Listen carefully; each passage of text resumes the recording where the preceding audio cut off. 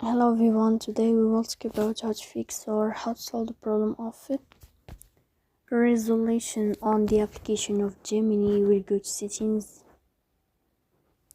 In this page we go to apps, default apps, app settings. On above we will search about Gemini and we click here.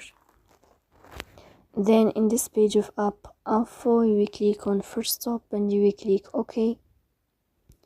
Here you will enter to the window of storage, and then we click on clear cache, but pay attention, don't click clear data because that can delete your account.